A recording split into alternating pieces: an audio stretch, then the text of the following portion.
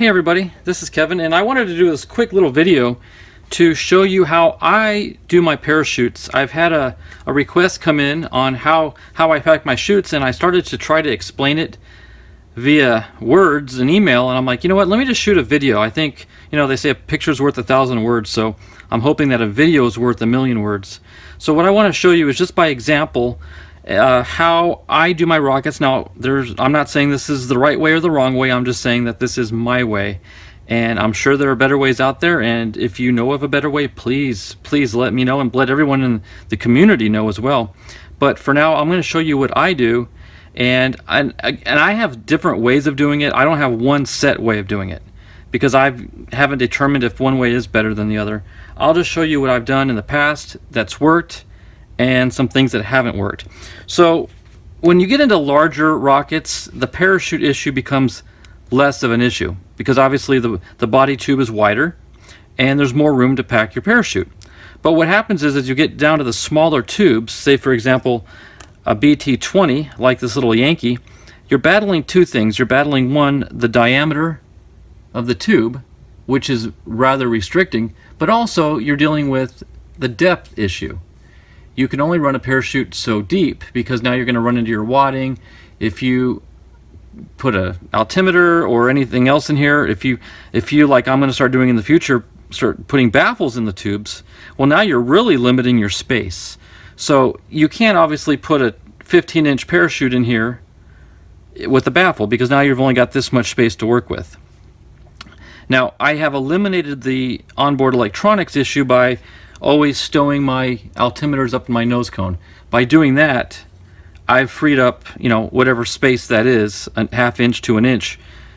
I've freed that space up by putting it up in the nose cone. Now, a lot of people use streamers, and that's totally fine if your conditions allow for it. By that I mean soft landing sites, because with a streamer, the rocket's going to obviously come in a little faster. And I've noticed in videos with streamers, a lot of rockets tend to come in more or less on their side as opposed to a vertical, but more of a sideways landing. And for me, that just doesn't work because I fly out in the desert on hard rock. So anytime I use a streamer, I am guaranteed a fin breakage. So I have to restrict myself to parachute only. Now, that gives me a lot of options, and sometimes too many options is not a good thing because then you don't know which option to pick. But I will show you what I like to do. Typically on my smaller rockets, be it the Yankee, the Wizard, or the Viking, I'll go with like a 6-inch chute or sometimes even a 9-inch chute.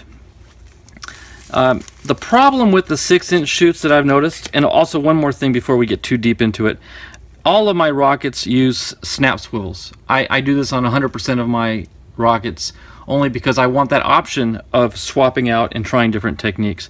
So I would just simply clip this to my tether there on the nose cone, and if I don't like this parachute, I'll swap it out, put another one on, click it in. It just takes a matter of seconds. Now the 6-inch parachute, which comes from, actually I get these directly from Estes, but they also come in the bandit kits. So if you buy a set of bandits, you're going to get 3 of the 6-inch chutes. Now the problem with these are they're so small, and depending on what your climate is, if it's really cold where you are, the plastic tends to stiffen up a little bit and they don't open up as much as I would like them to open up. A lot of times these turn into fancy looking streamers. Now, like I just pointed out, I don't like streamers, but if this parachute deploys but doesn't open, it's going to act as a streamer, which is better than nothing. But I think it's better than an actual streamer because this thing flapping in the wind has a lot more drag than a streamer would have. So I would still choose an unopened 6-inch chute over a streamer just because it acts like a streamer. Now, to show you the different techniques of installing your parachutes, and I'll just use this as an example. There's the two main ways that I would do it. Let me get these shroud cords out of the way. Is fold the parachute in half, fold it in half again, and now for all intents and purposes you've got a conical shape. And from here I like to go maybe one more time around, then I'll take my shock cord, my shroud line, maybe halfway down, and pull it up into the middle of my parachute. right here with the swivel still well below. Then I'll, kind of like a burrito, just wrap that shroud line inside. And then you've got a pretty narrow, skinny chute. Then I like to fold that over one time. Now what that gives us is, that gives us about a 2-inch deep parachute. And that's pretty good. And if you need to, you could probably fold it over one more time. And you see how skinny that is. It easily fits right down into a BT-20. Easy. Now, if you want something, well, let me show you the other way of doing it first before I show you how I do another parachute. The other way to do it is a pretty common way. You fold it up the same way, but you don't put the shroud line inside. Fold that over, roll it up, and then very lightly wrap it with the shroud line. Now this technique does work. I've used this many times recently and I've had no issues with it. The key though to that is you don't want to wrap it tight. You don't want to cinch it down because you're just tying a knot basically. It ain't going to open up on you. So you want it to be very loosely wrapped.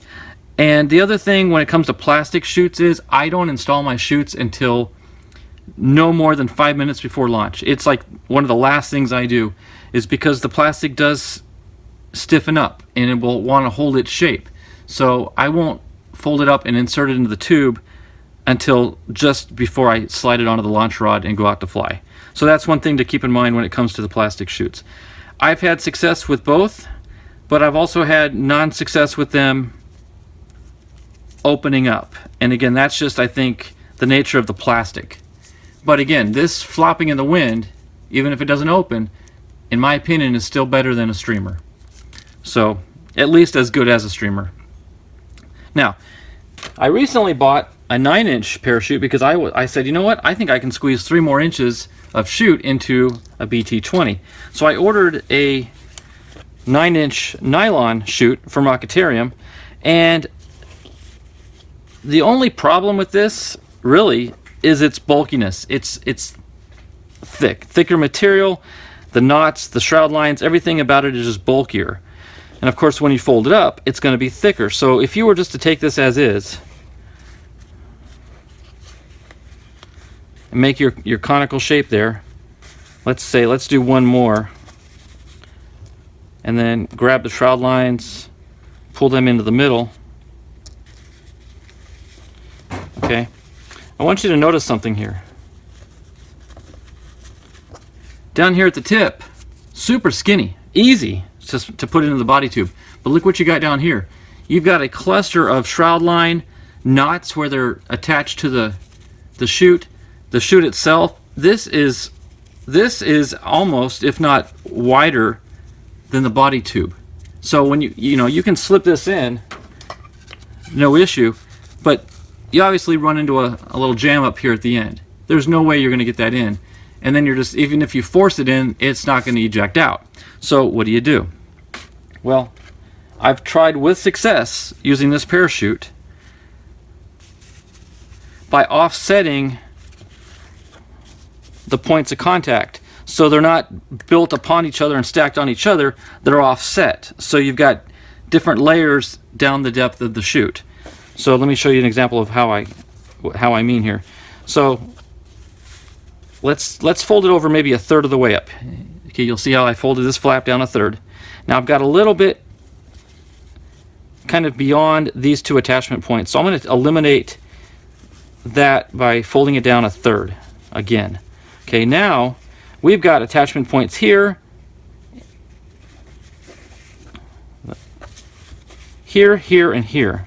Fold that down a little bit more. So now if I fold it up into a cone, and it's not going to be a pure cone anymore because we've changed the initial shape. So it's a little trapezoidal looking object here. But the important thing is we've offset these attachment points down the chute. So we don't have one thickness at the end. So from here, let me fold it one more time. Now if I roll it up,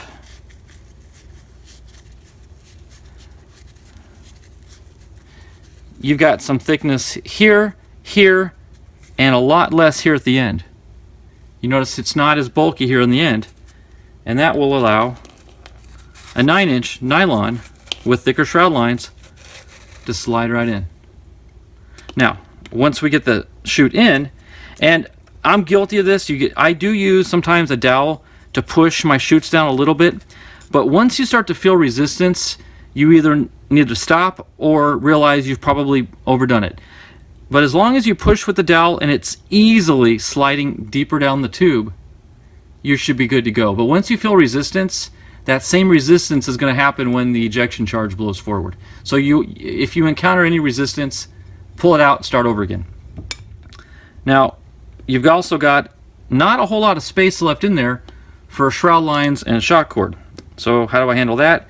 Well, some people can just glob it all up and make a mess of it, or what I do is I'll take my dowel and I'll wrap it around the dowel loosely and then slide the whole thing off, and then I just tuck that roll that I just created into the tube. Now I've got to be careful not to push the hook down there because it's not attached. And then when it comes to the shock cord, I just do doubling overs. By that I mean I hold the 2 points here, I stretch it, I double it over. Pinch that, double that over. Pinch that, double that over. And then it is a little ugly on the shock cord side of things, but then you just work that into the top. And again, I can't insert, well, I can try. I don't have the hook on. But with that, I've got a pretty loosely fit 9-inch parachute in this, which is actually made for streamers, or at most probably a 6-inch chute. But you would be able to get a 9-inch in there. Now, the thickness of the nylon is really, that came out real easy. But you're still dealing with a thicker material. Now, if you were so brave as to attempt to take a 15-inch chute, could it be done in a smaller rocket like this? Now, I've done this in rockets like my Indicator, which are BT-20. The nice thing about this is you can fold it the regular way. Fold it once, make your cone, make your cone again. Let's do maybe one more cone, and then take your shroud line about halfway up, pull it into the chute, make sure your hook is still well below, and then just roll that over this side, roll it over this side. And then if you've got room, you could just insert this as is, but there's enough flexibility with the plastic that you could fold that over. And look, this is a 15-inch parachute, easily sliding into a Yankee. But the problem is now the length of that is so deep. If I had a baffle in here, that would not work. Even without the baffle, depending on how much wadding I decide to use, that may not work. The reason the 15-inch works in the Indicator is because the Indicator is over 2 feet long. So that's just something to keep in mind.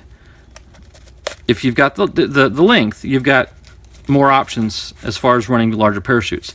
Again, because I fly off of rock out in the desert, the bigger the parachute I can use, the better, because I need softer landings. I bust off too many fins because it's coming in too fast, and I'm tired of repairing them. So I always try to go with the bigger chute.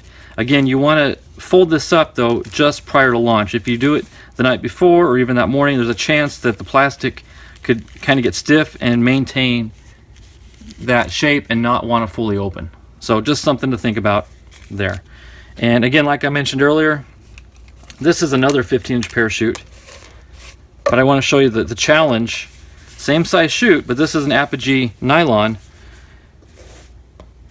What you're battling is these thick shroud lines. I mean, look at the difference in the lines. You know, one shroud line from an apogee or nylon chute is actually thicker than all the other lines together from an Estes. So that's kind of what you're dealing with.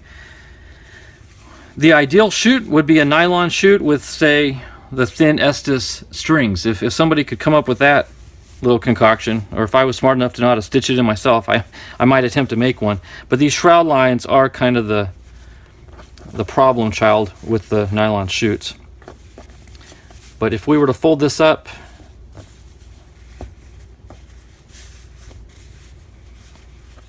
well, let me do it the way I did on the other one, because I know it's not gonna fit because it's too thick at the end. So if we were to take this, and remember, when you roll up your chutes and stuff, you want to be as loose as you can, because if it's tight, good chance it won't open up on you. So you want to fold and wrap and do everything you can as loose as you can. Other than, I will say, when you roll it up at the end, like right here, this, you got to kind of do it as tight as you possibly can. Otherwise, there's just no way it's going to go into the tube. Now, I've never actually tried this setup. I don't think it's going to work too well. It does slide in, but where I'm already encountering the shroud lines on the inside, and that resistance that I'm feeling, that's just too tight. I don't feel comfortable launching with that, because I'm pretty sure it's not going to come back out, because by pulling it, man, yeah, that took a lot of effort to do. I would not trust this to deploy properly in that rocket. So that's pretty much it. I just wanted to show you on the smaller rockets how I deal with the parachutes. Again, the bigger rockets, not an issue, because you've got more room. You know, this is a paper towel roll. It's what I use to store my chutes in. But I mean, do you really need to worry about how to pack a 6-inch parachute in something like that?